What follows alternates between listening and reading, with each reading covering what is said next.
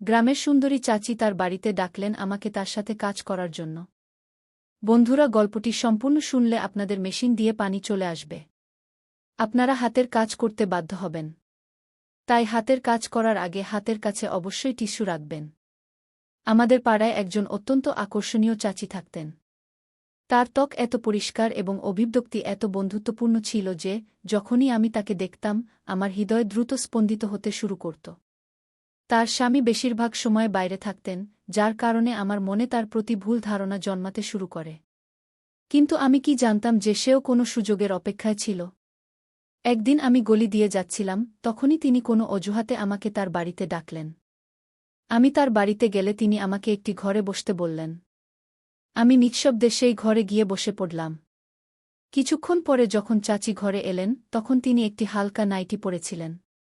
তাকে দেখে আমার শ্বাস রুদ্ধ হয়ে গেল। আমি তাকে কাজ সম্পর্কে জিজ্ঞাসা করলে তিনি এমন কিছু বললেন যে আমার মনে আনন্দের ঢেউ বয়ে গেল। তারপর সেই দিন আমি তার সাথে পুরো সময় কাটালাম। আমার নাম অরুণ, আমার বয়স ২২ বছর। আমাদের বাড়ির পাশে একজন চাচি থাকতেন, যার স্বামী প্রায়ই বাইরে থাকতেন। সেই চাচি একা বাড়িতে থাকতেন। একবার এমন হল যে তিনি আমাকে কোনো কাজের জন্য তার বাড়িতে ডাকলেন। পাড়ার অনেক মহিলা আমাকে প্রায়ই তাদের বাড়ির জিনিসপত্র আনতে ডাকতেন। আমি তাদের ছোটখাটো কাজ করে দিতাম। এই কারণে যখনই আমি বাড়ি থেকে বের হতাম, প্রতিটি বাড়ি থেকে আওয়াজ আসত, অরুণ, একটু এদিকে আসো, কিছু জিনিস আনতে হবে। আমি এতে অভ্যস্ত হয়ে গেছি। তারা আমাকে কাজের বিনিময়ে কিছু টাকাও দিত, তাই আমি খুশি খুশি তাদের কাজ করে দিতাম। যেহেতু এই চাচি আমাদের পাড়ার ছিলেন, তার আমার উপর কিছুটা বেশি অধিকার ছিল। তাই তার কথা মেনে আমি তার বাড়িতে চলে গেলাম। চাচি তার বাড়ির দরজায় দাঁড়িয়েছিলেন। তিনি আমাকে কাছে আসার ইশারা করলেন। আমি তার কাছে গিয়ে দাঁড়ালাম। তিনি বললেন, অরুণ, তুমি কি ভাড়ায় একটি ডিভিডি প্লেয়ার আনতে পারো? এটি শুনে আমি হতবাক হয়ে গেলাম। আমি অবাক হয়ে তার দিকে তাকালাম। চাচি জানালেন যে তার কোনো আত্মীয়ের বিয়ের ভিডিও এসেছে এবং তিনি এটি দেখতে চান। তাই আমাকে কোথাও থেকে ডিভিডি প্লেয়ার এনে দিতে হবে। প্রথমে আমি একটু দ্বিধায় পড়লাম, কারণ এখন ভাড়ায় কিছু পাওয়া কঠিন। কিন্তু তারপর ভাবলাম, চাচি প্রথমবার আমার কাছে কিছু চেয়েছেন, যদি আমি না করি তাহলে তার খারাপ লাগতে পারে। আমি তাকে প্রতিশ্রুতি দিলাম যে আমি ডিভিডি প্লেয়ার আনবই। তখন সকাল 11টা ছিল, তাই আমি বাড়ি ফিরে গেলাম। কিন্তু সন্ধ্যা হতে না হতেই আমি পাড়ার ভিডিও দোকানে পৌঁছে গেলাম। সেই দোকানটি আমার বন্ধুর ছিল। বন্ধু আমার কথা শুনে ডিভিডি প্লেয়ার দিয়ে দিল এবং বলল, এটি ফেরত দিতেও তোমাকেই আনতে হবে। আমি তার কথা মেনে নিলাম এবং চাচির জন্য ডিভিডি প্লেয়ার নিয়ে এলাম। আমি চাচিকে দরজাই দিতে চাইলাম, কিন্তু তিনি বললেন, ভিতরে এসে এটি টিভির সাথে সেট করে দাও, আমার মুভি চালানো জানা নেই গু। আমি এই কাজে দক্ষ ছিলাম, তাই তার বাড়িতে চলে গেলাম। তার বাড়িটি খুব সুন্দর ছিল। ভিতরের দৃশ্য দেখে আমার মনে হলো চাচি বেশ সচ্ছল। চাচি আমাকে একটি ঘরে বসালেন এবং বললেন, এই টিভির সাথে ডিভিডি প্লেয়ার যুক্ত করে দাও। আমি বিয়ের ভিডিও চালু করে তাকে দিলাম। এই সময়ে চাচি আমার জন্য চা নিয়ে এলেন এবং আমি বাধ্য হয়ে সেই চা খেলাম। তখনই আমার নজর ভিডিওতে পড়ল। সেই বিয়ের অনুষ্ঠানে একজন অত্যন্ত সুন্দরী মেয়ে নাচছিল। সে এত মোহনীয়ভাবে নাচছিল যে আমার চা শেষ হয়ে গেল, কিন্তু আমি টেরই পেলাম না। তখন চাচি জানালেন, এটি আমার মেয়ে, আজ তার স্বাস্থ্য ভালো নেই, তাই সে ঘুমাচ্ছে। এটি শুনে আমি উঠে পড়লাম এবং বাড়ি চলে এলাম। বাড়ি আসার পরও আমার সমস্ত মন চাচির মেয়ের দিকেই ছিল। সে আমার খুব পছন্দ হতে শুরু করেছিল। পরের দিন চাচি আমাকে ডিভিডি প্লেয়ার দরজায় দিয়ে দিলেন এবং ভিতরে আসতে বলেননি। আমি বুঝে গেলাম যে আমি হয়তো সুযোগের অপেক্ষায় ছিলাম, কখন চাচি আমাকে ডাকবেন এবং আমি তার সুন্দরী মেয়েকে দেখতে পাব। তাকে দেখে জানি না কেন আমি অস্থির হয়ে উঠেছিলাম। কয়েকদিন পরে আবার চাচির আমার উপর কাজ পড়ল। তিনি আমাকে ডাকলেন, বেটা, আমাদের মেশিন খারাপ হয়ে গেছে, একটু বাড়িতে এসে দেখে দাও। আমি দ্রুত তার বাড়িতে পৌঁছালাম। মেশিন চেক করলে দেখলাম তাতে একটি কাপড় আটকে আছে। আমি কাপড় বের করে মেশিন চালু করলাম, এটি চলতে শুরু করল। এটি দেখে চাচি খুশি হয়ে বললেন, শুক্রিয়া, এটি ঠিক হয়ে গেছে। আমার কাপড় ধোয়া ছিল। তারপর তিনি বললেন, আমার মেয়ের ঘুম থেকে ওঠার সময় হয়ে গেছে। আমি যেতে শুরু করলে চাচি আমাকে চেয়ারে বসতে বললেন, আরে বসো বেটা, আমি তোমার জন্য কিছু খাবার নিয়ে আসি। এই সময় চাচি আমার জন্য কিছু নমকিন এবং চা নিয়ে এলেন। আমার মনে হতে শুরু করল যে চাচির মেয়ে বাড়িতেই আছে, কিন্তু এখনও পর্যন্ত আমি তাকে দেখিনি। এখন আমার ধৈর্য শেষ হয়ে যাচ্ছে যে কখন আমি খালার মেয়েকে দেখতে পাব। আমি তাকে বিয়ের ভিডিওতে দেখেছিলাম কিন্তু জানি না সেটা কত পুরনো ছিল। চাচি এত সুন্দরী ছিলেন যে আমি ভাবতে শুরু করলাম তার মেয়ে কত সুন্দর হবে। ঠিক তখনই চাচি বললেন, তুমি একটু অপেক্ষা করো, আমার মেয়ে এখনই আসবে, আমি তোমাকে তার সাথে পরিচয় করিয়ে দেব। চাচি তার মেয়ের কথা বলছিলেন, এমন সময় তার মেয়ে বাথরুম থেকে বেরিয়ে এল। সে জানত না যে আমি সেখানে আছি, তাই সে শাল ছাড়াই বেরিয়ে এসেছে। তাকে দেখে আমার চোখ ছানাবড়া হয়ে গেল। সে কোনো অপ্সরার থেকে কম ছিল না। তার ভেজা চুল থেকে বোঝা যাচ্ছিল যে সে এইমাত্র গোসল করে এসেছে। সে নীল রঙের একটি স্যুট পরেছিল যাতে সে অত্যন্ত আকর্ষণীয় দেখছিল। তাকে দেখে আমি হতবাক হয়ে গেলাম। আমি দ্রুত উঠে দাঁড়ালাম। চাচি তার মেয়েকে বললেন, এ আমাদের প্রতিবেশী অরুণ, খুব ভালো ছেলে, আমার অনেক কাজ করে দেয়। কুয়ে কথা শুনে তার মেয়ে আমাকে এক নজর দেখে তার রুমে চলে গেল। চাচি বললেন, সে অপরিচিতদের সাথে বেশি কথা বলে না। আমার মেয়ে কম বয়সে অনেক কিছু সহ্য করেছে গি। তারপর কথায় কথায় আমি তার স্বামীর সম্পর্কে জিজ্ঞাসা করলাম। এই প্রশ্নে তিনি একটু বিব্রত হয়ে গেলেন। তিনি গভীর শ্বাস নিয়ে বললেন, তিনি গত 12 বছর কানাডায় আছেন কিন্তু কখনো ফেরেননি। তিনি প্রতি মাসে এত টাকা পাঠান যে আমাদের কোনো অভাব হয় না। কিন্তু আমার শুধু একটি মেয়ে আছে এবং আমার স্বামীও দূরে, তাই বাড়িতে পুরুষের অভাব বড়ই অনুভব হয়। কেউ থাকত যে বাইরের কাজগুলো সামলাত। গিয়ে কথা বলতে বলতে তার মুখে এক অদ্ভুত বিষাদ ফুটে উঠল। আমার তার উপর খুব দুঃখ হল। আমি বললাম, আপনি চিন্তা করবেন না, যখনই আপনার কোনো কাজের প্রয়োজন হবে আমাকে ডাকবেন, আমি আপনার সব কাজ করে দেব। আমি সারাদিন ফাঁকা থাকি, আমাকে আপনারই মনে করুন। কয়ে কথা শুনে চাচি খুব খুশি হলেন। এরপর আমি প্রায়ই তাদের বাড়ির আশেপাশে ঘুরতে শুরু করলাম। সেও বাইরে এসে দাঁড়াত, যে সময় তার নজর আমার উপর পড়ত তিনি বলতেন, অরুণ, একটু এদিকে আসো, আমাকে চাল এনে দাও। কখনো বলতেন, দুধ এনে দাও। আমি দৌড়ে তার সব কাজ করে দিতাম। একদিন তাদের বাড়ি থেকে একটি মিষ্টি কণ্ঠ ভেসে এল, অরুণ, একটু এদিকে আসো। যখন আমি দেখলাম, আমার হুঁশ উড়ে গেল। এটা চাচির মেয়ে রানী ছিল। আমি দ্রুত তার কাছে গেলাম। তিনি বললেন, আজ আমার মাম্মির শরীর ভালো নেই, প্লিজ দুধ এনে দাও। আমি দোকানে গেলাম, দুধ কিনে ফিরে এলাম। আমি দরজা খটখট করতেই রানী খুলে দিল। আমি বললাম, দুধ এনেছি। তিনি দূর থেকে বললেন, প্লিজ ভিতরে এসে দুধ দিয়ে যাও। আমি ভিতরে গেলাম। এরপর তিনি বললেন, মাম্মির পাশে একটু বসে থাকো। আমি তার রুমে গেলাম যেখানে চাচি ঘুমাচ্ছিলেন। ঠিক তখনই রানী জিজ্ঞাসা করল, অরুণ, চা খাবে? তার কণ্ঠে যেন কিছু জাদু ছিল। আমার মুখ থেকে হ্যাঁ ছাড়া আর কিছু বের হল না। আমি খুব ঘাবড়ে গিয়েছিলাম কিন্তু তার মুখে এক অদ্ভুত হাসি ছিল যা আমি বুঝতে পারিনি। কিছুক্ষণ পরে তিনি চা নিয়ে এলেন এবং বললেন, মাম্মি তোমার অনেক প্রশংসা করেন, তুমি কি কর? আমি বললাম, আমি সারাদিন ফাঁকা থাকি। কুয়ে কথা শুনে তিনি হেসে ফেললেন। তিনি হাসতে খুব সুন্দর লাগছিলেন। তারপর তিনি কিছু ভেবে বিষণ্ণ হয়ে গেলেন। চা খাওয়ার সময় আমি কখনো চাচিকে দেখতাম, কখনো রানীকে, আবার কখনো নিচু করে নজর ফিরিয়ে নিতাম।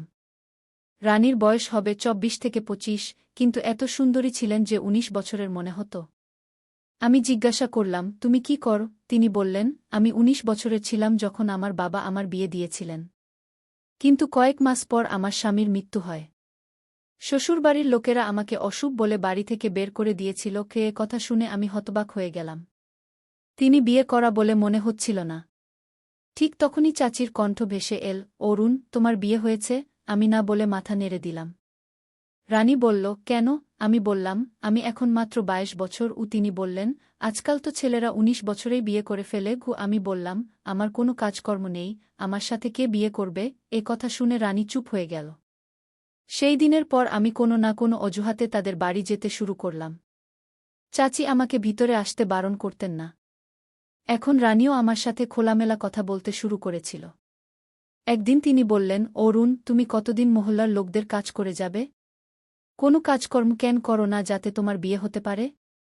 আমি বললাম, কাজের জন্য অনেক টাকা লাগে যা আমার কাছে নেই। তিনি জিজ্ঞাসা করলেন, তুমি কি করতে চাও? আমি বললাম, আমি কানাডা যেতে চাই কিন্তু আমার কাছে টিকেট ও ভিসার টাকা নেই। এ কথা শুনে তিনি আমার হাত ধরে তার রুমে নিয়ে গেলেন। তিনি আলমারি থেকে কিছু পুরনো গয়না বের করে আমার হাতে দিলেন এবং বললেন, এগুলো আমার বিয়ের গয়না, আমার কোনো কাজে লাগবে না, এগুলো বিক্রি করে টাকা নিয়ে নাও, হয়তো এতে তোমার কাজ হয়ে যাবে। এ কথা শুনে আমি ভয় পেয়ে গেলাম এবং বললাম, না, আমি এগুলো নিতে পারব না। আমি তড়িঘড়ি বাড়ি চলে এলাম এবং বিছানায় শুয়ে পড়লাম। আমি মহল্লার একটি গরিব ছেলে, আর সে ছিল ধনী। আমার মাতাপিতার মৃত্যু হয়ে গেছে। আমি প্রতিবেশীদের কাজ করে জীবিকা নির্বাহ করতাম, তাই অন্য কোনো কাজ করতে পারতাম না। লোকেরা আমাকে কাজের বিনিময়ে টাকা দিত, যা দিয়ে আমার জীবন চলত। আমি তখনও বিয়ে করিনি। সারাদিন আমি পাড়ায় ঘুরে বেড়াতাম এবং চাচির বাড়িতেও যেতাম। আমি আমার বয়স আধার কার্ডে বাড়িয়ে দিয়ে দুবাই যেতে চেয়েছিলাম, কিন্তু টাকা ছিল না। আজ রানী কেন জানি না এমন বড় কথা বলে ফেলেছে। আমরা একে অপরকে বেশি দিন চিনি না যে সে আমার উপর এতটা বিশ্বাস করবে। আমি বিছানায় শুয়ে ভাবছিলাম, সে আমার উপর এতটা বিশ্বাস কিভাবে করল। পরের দুদিন আমি তাদের বাড়ির পাশ দিয়ে যাইনি। জানি না এটি ভয় ছিল নাকি লজ্জা। কিন্তু তৃতীয় দিনে চাচি আমার বাড়িতে চলে এলেন। সম্ভবত তিনি বাড়িতে একা একা বিরক্ত হচ্ছিলেন। আমি দৌড়ে রান্নাঘরে গেলাম এবং তার জন্য চা বানাতে লাগলাম। চাচি বললেন, দুদিন ধরে তুমি আমাদের বাড়িতে কেন আসনি? আমি সম্ভবত এই প্রশ্নেরই অপেক্ষায় ছিলাম। আমি বললাম, আপনি তো আমাকে মনে রাখেননি। তিনি বললেন, আমি এবং আমার মেয়ে তোমাকে খুব মনে রাখি। এটি শুনে আমি অবাক হয়ে গেলাম এবং জিজ্ঞাসা করলাম, আপনার মেয়েও আমাকে মনে রাখে? তিনি হেসে বললেন, হ্যাঁ। সেই দুঃখী মেয়ের এই দুনিয়ায় আমার এবং তোমার বাইরে আর কে আছে? তুমি খুব ভালো মানুষ, তাই আমরা তোমাকে আমাদের মনের কথা বলতে পারি। না হলে সে ভেতর থেকে ভেঙে পড়েছে।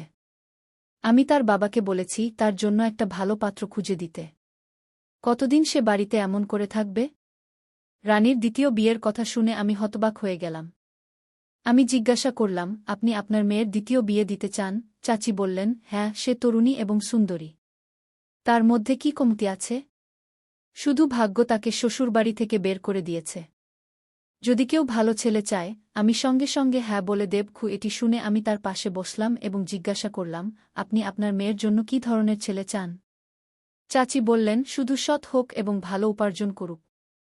আমাদের মেয়ে আমাদের বাড়িতে সুখে ছিল। আমি চাই সে তার স্বামীর বাড়িতেও সুখে থাকুক। এটি শুনে আমি চুপ হয়ে গেলাম। সারারাত আমি ভাবলাম, আমি সত্য আছি, কিন্তু এত টাকা কোথায় পাব যে চাচি তার মেয়ের হাত আমার হাতে দেবেন? দুদিন এমনি কেটে গেল। আমার হতাশা বাড়ছিল। তখনই আমি ভাবলাম, রানীর কথা মেনে নিই।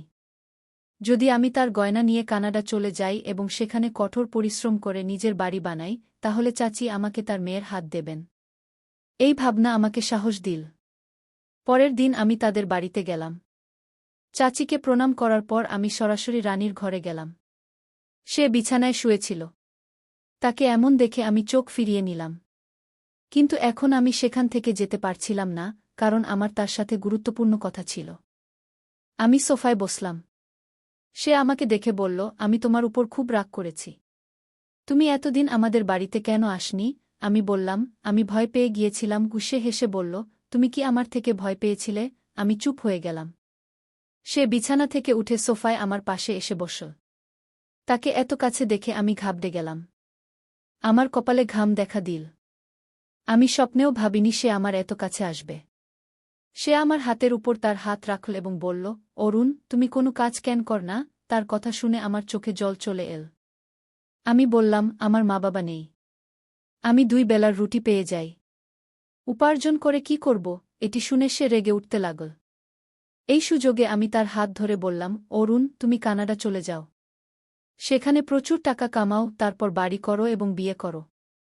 প্রতিবেশীরা কতদিন তোমাকে টাকা দেবে? এটি বলে সে আমার হাত ধরে আলমারি থেকে গয়না বের করে আমার হাতে দিল। বলল, এগুলো আমার বিয়ের গয়না। এগুলো আমার কোনো কাজে লাগবে না।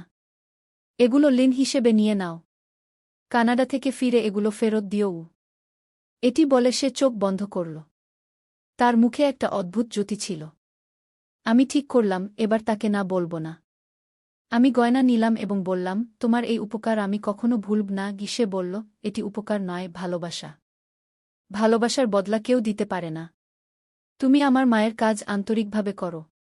তোমার কারণে তার একটু শান্তি মেলে। তাই আমি তোমাকে সম্মান করি। নইলে আমি আমার গয়না কোনো অপরিচিতকে দিতাম না। সেদিন আমি তাদের বাড়ি থেকে বেরিয়ে সরাসরি আমার বন্ধুর কাছে গেলাম, যার ভাই কানাডায় কাজ করে। আমি তার হাতে টাকা দিলাম এবং বললাম, আমার কানাডা যাওয়ার ব্যবস্থা করে দাও। সে তার ভাইয়ের সাথে কথা বলল এবং 1 মাসের মধ্যে আমার কানাডা যাওয়ার সব ব্যবস্থা হয়ে গেল। আমি চাচিকে এই খবর দিলে তিনি খুব দুঃখিত হলেন। বললেন, তুমি কানাডা যাচ্ছ? এখন আমাদের বাড়ির কাজ কে করবে? আমি হেসে ফেললাম। আমি রানীর ঘরে গেলাম এবং তাকে এই সুখবর শোনালাম। সে খুব খুশি হল এবং বলল, অরুণ, মন দিয়ে কাজ করবে। আমি চুপি চুপি বললাম, মন দিয়ে কাজ করব না, কারণ আমি আমার হৃদয় তাই এখানেই ছেড়ে যাচ্ছি। এই বলে আমি সেখান থেকে চলে গেলাম। জিনিসপত্র বেঁধে বিমানবন্দরে পৌঁছে গেলাম। প্রথম মাসটা আমার জন্য খুব কঠিন ছিল। আমি সেই বন্ধুর ভাইয়ের সঙ্গে কাজ করতাম যে আমাকে কানাডা ডেকেছিল। সেখানকার কাজ বুঝতে আমার 1 মাস লেগে গেল। কিন্তু যেই কাজ বুঝতে পারলাম, আমি প্রথমে চাচিকে ফোন করলাম এবং আমার সুস্থতার খবর দিলাম। চাচি আমার কথা শুনে খুব খুশি হলেন এবং আমাকে অনেক দোয়া দিলেন। তারপর ফোন রানীর হাতে দিলেন। আমার হৃদয় দ্রুত স্পন্দিত হতে লাগল। আমি বুঝতে পারছিলাম না যে তাকে কি বলবো। সে নিজেই আমার সঙ্গে কথা বলতে শুরু করল। বলল, টাকা জমাতে থাকো, অযথা খরচ করো না, যাতে তুমি শীঘ্রই বিয়ে করতে পারো। আমি হেসে উঠলাম। সম্ভবত সেও আমাকে ভালোবাসতে শুরু করেছিল। আমি প্রতি সপ্তাহে তাদের বাড়িতে ফোন করতাম। চাচি কিছুক্ষণ কথা বলার পর ফোন রানীর হাতে দিতেন। তারপর আমরা দীর্ঘক্ষণ কথা করতাম। এতে আমার মন শান্ত হতো এবং আমি আবার কাজে মন দিতাম। যখন আমার প্রথম বেতন এল, আমি রানীকে জিজ্ঞাসা করলাম, আমি কানাডা থেকে তোমার জন্য কি আনব? সে লজ্জা পেয়ে গেল এবং বলল, আমার কিছু চাই না। আমি অনেক জোর করলাম, কিন্তু সে এড়িয়ে গেল। আমি ভাবলাম, সে আমার সাহায্য করেছিল, তাই আমি তার জন্য অবশ্যই কিছু পাঠাব। কিন্তু সে গিফটের নাম শুনে চুপ হয়ে যেত। আমি প্রতি সপ্তাহে তাকে জিজ্ঞাসা করতাম, তোমার জন্য কি আনব? একদিন সে বলল, তুমি এত জোর দিচ্ছ, তাহলে আমার জন্য তা নিয়ে আসো। আমি হেসে বললাম, আমারও একটি শর্ত আছে। সে বলল, কি শর্ত? আমি বললাম, এই কথা আমি আসার পর বলব। আমার কথা শুনে সে চুপ হয়ে গেল। এভাবে আমার 2 বছর হয়ে গেল। আমার ভিসা শেষ হয়ে গেল। আমি ভিসা নবায়ন করলাম, কিন্তু বাড়ি ফিরলাম না। আমি যেতেও চাইনি, কারণ যে উদ্দেশ্যে এসেছিলাম তা পূরণ করতে চেয়েছিলাম। আমার উদ্দেশ্য ছিল প্রচুর টাকা কামানো। কিছু সময় পর আমি ছুটি নিলাম। ছুটি পেয়েই আমি ফিরে এলাম। চাচির সঙ্গে দেখা করলাম। তিনি আমাকে দেখে খুব খুশি হলেন এবং আমাকে জড়িয়ে ধরে বললেন, তুমি তো খুব স্মার্ট এবং হ্যান্ডসাম হয়ে গেছ। আমি তাদের বাড়িতে বসে বললাম, আমি আপনার মেয়েকে বিয়ে করতে চাই। আমার কথা শুনে তাদের কিছুটা আশ্চর্য হল, কিন্তু কোনো আপত্তি ছিল না। কিন্তু আমার হৃদয় ভেঙে গেল যখন রানী আমাকে বিয়ে করতে অস্বীকার করল। সে বলল, অরুণ, তুমি আমার চেয়ে অনেক বছরের ছোটই। আমি খুব কষ্ট পেলাম। আমি মাথা নিচু করে বসে রইলাম। আমার সব আশা ভেঙে যাচ্ছিল। আমি আমার ব্যাগ খুললাম এবং কিছু কাপড় যা আমি চাচি এবং রানীর জন্য এনেছিলাম তাদের সামনে রাখলাম। তারা খুশি হয়ে নিলেন। তারপর আমি পকেট থেকে টাকা বের করে রানীর হাতে দিলাম। সে বলল, এটা কি? আমি বললাম, এটা সেই টাকা যা তুমি আমাকে দিয়েছিলে। আমি তার ধন্যবাদও জানালাম। তিনি নিঃশব্দে টাকা নিয়ে আলমারিতে রাখলেন। আমি তাদের কাছ থেকে বিদায় নিয়ে বাড়ি চলে এলাম। মন চাইছিল যে পরের দিনই ফেরার টিকিট কেটে কানাডা চলে যাই। যাই হোক, এখন এখানে আমার কেউ ছিল না। রাতের খাবার খাওয়ার মন ছিল না। আমি নিঃশব্দে আমার ঘরে শুয়ে পড়লাম। সকালে পাড়ার লোকেদের সঙ্গে দেখা করলাম। তারা বলল, তুমি খুব ভাগ্যবান যে এত তাড়াতাড়ি নিজের পায়ে দাঁড়িয়ে গেছ। কিন্তু আমার মন বিষণ্ণ ছিল। আমি 10 দিনের ছুটিতে এসেছিলাম, কিন্তু 5 দিনেই ফেরার টিকিট বুক করলাম। যাওয়ার আগে আরেকবার ভাগ্য পরীক্ষা করার ভাবনা এল। চাচিকে বললাম, কোনোভাবে আপনার মেয়েকে রাজি করান। আমি বয়সে ছোট হলেই বা কি হয়েছে? আপনার মেয়ে আমার সাথে সুখে থাকবে। চাচিও চাইতেন যে তার মেয়ের বিয়ে শীঘ্রই হোক। শেষ পর্যন্ত আমরা অনেক চেষ্টা করলাম এবং রানীকে আমাদের কথা মানতে হল। তার হ্যাঁ শুনে আমার খুশির সীমা রইল না। আমাদের বিয়ে হয়ে গেল। আমি আমার প্রেম পেলাম। আমি তাকে আমার সাথে